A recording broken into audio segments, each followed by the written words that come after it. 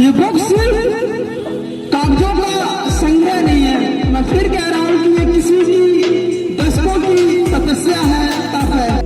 नया रास्ता बनाना, नया मार्ग बनाना, उस पर चलना इतना आसान नहीं होता है।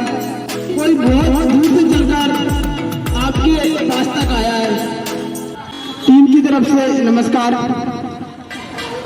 हम युवा साथी आज आपके लिए आचार्य प्रसाद जी की बुकों को आपके समक्ष लेकर आए हैं।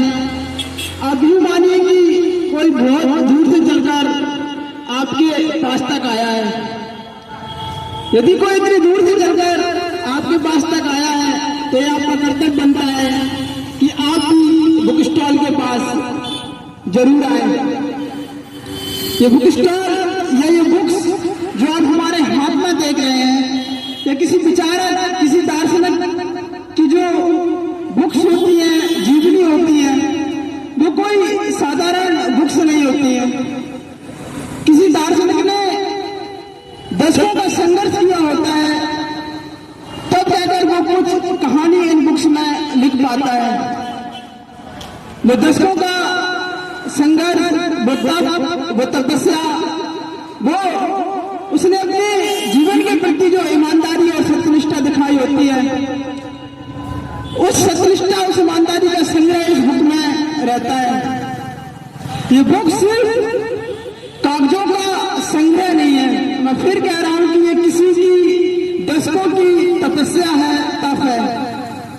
यदि आप जरा भी इनसे दो चार होंगे तो आपको पता चलेगा कि कितना मुश्किल होता है वो जीवन जीना, समाज से हटकर जीवन जीना। जहां भीड़ जा रही है, उस भीड़ को ये कहते हुए कि नहीं तुम सब गलत हो, उस भीड़ को ठुकराते हुए एक नया रास्ता बनाना, नया मार्ग बनाना, उस पर चलना इतना आसान नहीं होता है।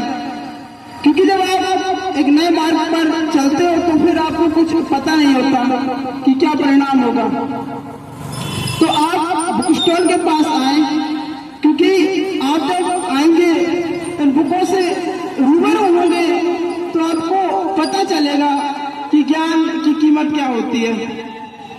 क्योंकि हम शायद कोई हमसे बोले कि एक पन्ने, दो पन्ने बड़ी ईमानदारी से हम अपने जीवन के लिखें तो मुश्किल ही होगा लिखना। इसलिए आप बुक स्टॉल के पास आए, बुकों के कुछ एक पन्ने, दो पन्ने पढ़े, तब जाके आपको उस ज्ञान की कीमत समझ आएगी। धन्यवाद।